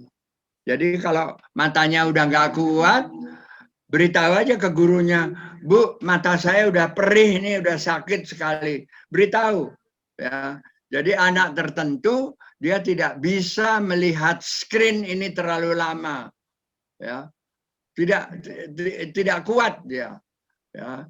Jadi kesehatan mata itu sangat penting. Bayangkan kalau mata kita mempunyai nantinya mempunyai kekurangan lalu tidak bisa melihat dengan baik gitu ya. Jadi saya kepada pertanyaan efek negatif untuk kesehatan mata, istirahatkan mata itu. Disuruh memejamkan aja sementara ya, istirahat. Oke? Ya, ini dari Ibu Indra Saraswati. Mohon izin bertanya, mengingat PJJ ini sudah lama berlangsung nih Pak Prof, sudah hampir kurang lebih 9 bulan, di mana anak-anak sudah mulai jenuh dan tidak semangat lagi mengikuti online. Nah ini bagaimana kami sebagai orang tua bisa menjaga semangat anak untuk tetap mengikuti PJJ? Ini pertanyaan sering banget, kerap kali sering ditanyakan ke kami ini. Sehingga orang tua bisa juga mengetahui kalau si anak bosan itu bagaimana untuk mengatasinya. Seperti itu Pak Prof.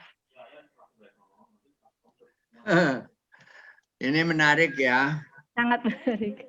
PJJ menjadi tidak semangat, jenuh dan bosan. Aneh ya, kalau sama suami istri itu kita bosan apa enggak? Sama guru-guru itu bosan apa enggak? Iya, tuh Pak Joko Priambodo ketawa tuh, Pak Joko. Ya, Pak Joko bosan nggak sama istrinya? Ya, jadi kata bosan dan jenuh, tidak semangat ini orang ini memerlukan istirahat. 1. 2, memerlukan kegiatan yang bervariasi. Ya. Apa salahnya guru matematika itu sesudah anak-anak bosan dan jenuh, lalu guru matematikanya menari. Iya, menari. Ya. Dari pileleyan, sapu nyere, pegat simpang. Abi bosan nyangges atuh istirahat baik. Iya. Oke, aduh luar biasa. Jadi ya gitu ya Pak Prof ya. Jadi memang kita juga sebagai orang tua juga harus benar-benar bisa jeli ya untuk melihat si anak bosan apa yang harus dilakukan gitu ya, istirahat gitu. Iya. Kemudian ini ya Pak Prof dari ini rata-rata ibu nih. Oh ini ada Alinto Siahaan. Pak Prof, apakah semua sekolah khususnya SD Satuan sudah siap untuk sekolah semester genap ini? Wah, ini kok pertanyaannya ke Pak Prof ya? Ini seharusnya ke orang tua atau ke pihak sekolah ini? Enggak, saya bisa jawab. Oh, oke, Pak Prof, silakan. Horas. Pak Alinto Siahaan. Iya. Horas. Bagaimana semester genap ini kita siap atau tidak? Jangan nggak percaya. Manusia itu diciptakan oleh Tuhan untuk menjadi makhluk yang selalu kurang siap. Saya nggak siap loh untuk meninggal. Tapi saya tahu bahwa nanti pada suatu saat saya meninggal. Tanya sama Pak Joko Priambodo. Dia siap nggak menghadapi istri yang marah-marah aja? Nggak akan siap. Istrinya juga siap nggak menghadapi Pak Joko Priambodo yang kesel aja, mungkin juga nggak siap. Karena itu hidup ini harus siap menghadapi tantangan. Caranya bagaimana? Tuhan mengatakan sabar. Sabar itu isinya 5.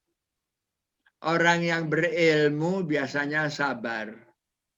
Yang goblok itu nggak sabar. Ya.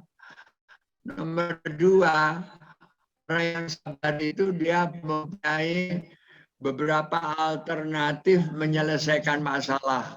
Kalau nggak gini gitu, mungkin kalau nggak gitu gini, kalau nggak gini gitu. Lalu yang ketiga, orang yang sabar itu banyak temannya. Dia telepon ke sini, kamu punya masalah ini apa enggak? Oh iya, sama aja. Oh, kalau gitu sama ya. Nah, yang keempat, orang yang sabar itu adalah orang yang istirahatnya cukup. Kalau orang istirahatnya nggak cukup, biasanya nggak sabar.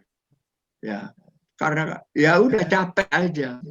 Nah, yang terakhir, orang sabar itu segala-gala pasrah kepada Tuhan. Sudah, nanti Tuhan yang menyelesaikan. Gitu. Ya. Oke, baik. Oke, Bu Betty Derniati bisa langsung, silakan. Bu Betty Derniati, langsung dari mana instansinya, Bu? Langsung komunikasi dengan Bapak ya. Assalamualaikum warahmatullahi wabarakatuh. Waalaikumsalam, Bu Betty. Lanjut, Bu Betty. Terima kasih, Pak Prof. Sebelumnya, saya mau bertanya, bagaimana agar kita menyampaikan dan mendampingi anak-anak dalam pembelajaran daring, supaya anak-anak itu lebih semangat dan menyenangkan dalam menerima pembelajaran, dan percaya diri pada saat tatap muka dengan guru. Karena pada saat daring biasanya saya menemukan kebanyakan siswa-siswi atau anak, termasuk anak saya, mematikan kamera pada saat meet ya, atau Zoom meeting. Terima kasih Pak Prof. Ya, Ibu Betty Derniati, bagaimana mempertahankan supaya semangat? Supaya semangat itu artinya supaya tidak bosan, supaya tidak jenuh. Karena itu harus bervariasi. Ya. Ibu Betty Derniati ini guru apa? Bu Betty, guru apa? Ditanya oleh Pak Prof. Mengajar di mana? Saya mengajar di SDIT Al-Yasmin. Kebetulan saya mengajar termasuk guru umum ya. Guru umum. Mengajar semua pembelajaran. Pak Prof. Ya, guru umum kan? Betul. Di SD kan? Betul. Tahu Bu, SD itu artinya sekolah dasar. Kalau dasarnya tidak kuat, SMP-nya ambruk, SMA-nya ambruk. Nah, yang Ibu tanyakan supaya semangat bagaimana? Supaya semangat, Ibu jangan monoton. Monoton itu begitu-begitu aja. Sekali-sekali dengan sajak. Ibu Betty bersajak. Ya. Jangan mengalah kepada corona. Kita akan hantam pakai semangat semuanya. Coronanya lari. Begitu. Ya, jadi itu supaya semangat. Anak-anak jangan di-mute. Sebab kalau di-mute, nggak bisa dengar. Ada apa-apa. Ya begitu ya. Oke. Baik Ibu. Mohon maaf. Baik Pak Prof, ini mungkin satu nih kayaknya yang bisa mau komunikasi dengan Pak Prof, Ibu Suci Nugraheni. Silakan Ibu Suci dan perkenalkan diri dari instansi mana? Silakan. Ibu boleh ya, ini yang terakhir ya. Boleh, ini yang terakhir Pak Prof. Kebetulan ini yang terakhir Pak Prof. Ya. Silakan, Bu Suci langsung. Ya mungkin yang setelah pembelajaran Bapak tadi Pak Profesor tadi kan sudah memberikan bahwa kembali lagi membutuhkan kesabaran dan kita harus menerima kondisi ini dulu supaya nanti bisa mendampingi anak-anak dengan lebih baik. Dan mungkin juga Prof, yang apa yang harus kita lakukan sebagai orang tua di luar pendidikan yang sudah kita dapatkan dari sekolah untuk anak-anak ini supaya anak-anak itu tidak mengalami tingkat stres yang tinggi. Takutnya stresnya kita berimbas ke anak-anak secara tidak sadar seperti itu. Itu aja sih, Profesor. Ya. Terima kasih.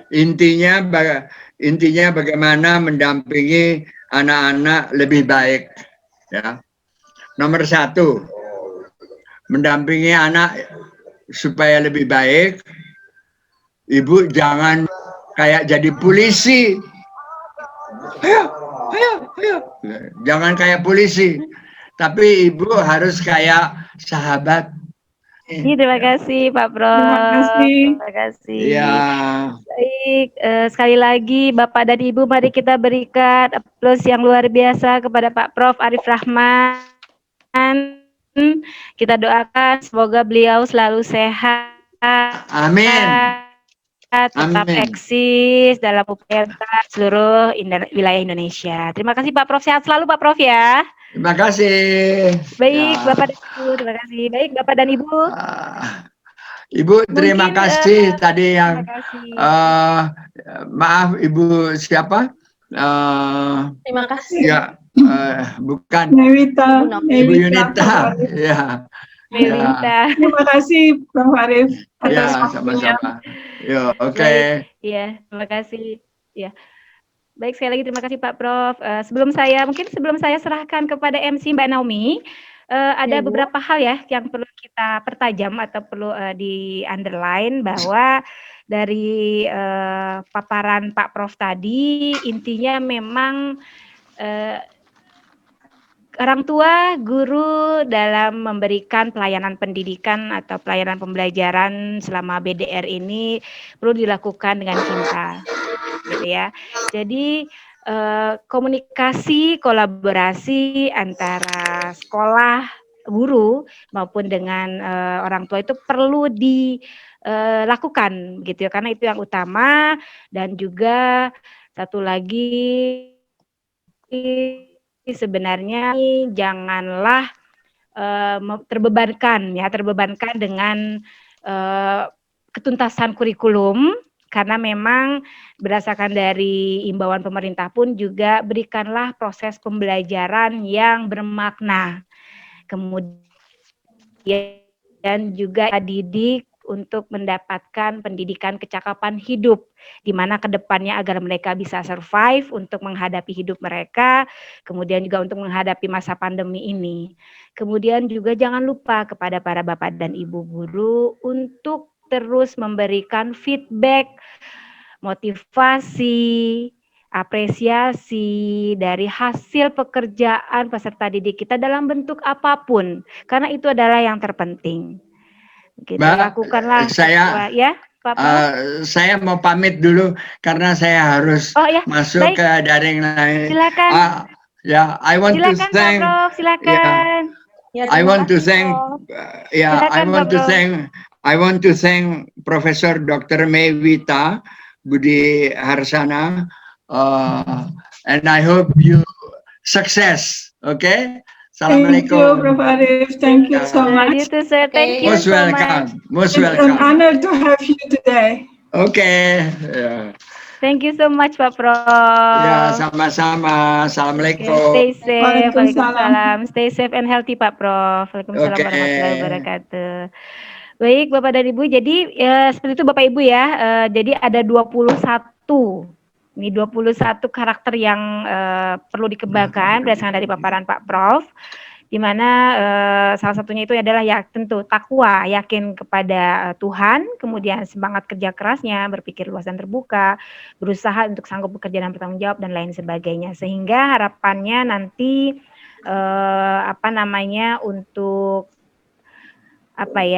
untuk agar mereka itu bisa menjadi benar-benar sebagai individu yang kuat, itu dalam melaksanakan pembelajarannya harus diberi sentuhan feeling, and then iman, kemudian brain ya, gitu. Jadi hal-hal seperti itulah yang memang harus diberikan selama proses pembelajaran. Orang tua harus memiliki sense harus sensitif gitu melihat kondisi anak-anaknya di rumah, kemudian tidak bisa untuk tidak peduli karena memang orang tua harus memperhatikan bagaimana pada saat anak itu bosan apa yang harus dilakukan orang tua. Kemudian juga guru pun juga sama, harus bisa melihat bagaimana ketika anak jenuh kemudian sudah malas untuk mengerjakan tugas, ya apa yang harus dilakukan oleh guru dan orang tua begitu. Jadi benar-benar harus bisa melihat itu dan harus jeli. Betul sekali Ibu Lada. Sehingga harapannya memang nanti ya halo, jelas Bapak Ibu? Ya. Jelas Bapak Ibu ya? Ya, oke. Kesimpulannya mudah-mudahan dari yang disampaikan oleh Pak Prof. Arif Rahman ini bisa membekali atau bisa membuka mindset, pemikiran dan hati Bapak dan Ibu guru, orang tua untuk bahwa bimbinglah, didiklah anak-anak kita dengan cinta, dengan kebahagiaan dan dengan senyum pastinya.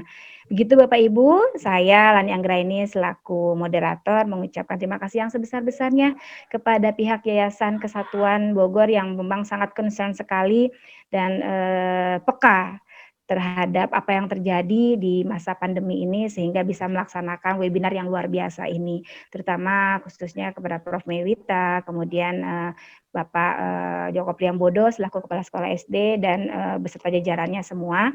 Jadi mohon maaf ya, jadi memang jika ada hal-hal yang kurang berkenan dimaafkan, mohon maaf karena saya hanya manusia biasa. Dan closing statement dari saya, tetap semangat Bapak dan Ibu, lakukanlah apa yang bisa Bapak Ibu lakukan, jangan menjadi beban dan jangan stres, paling utama jangan stres.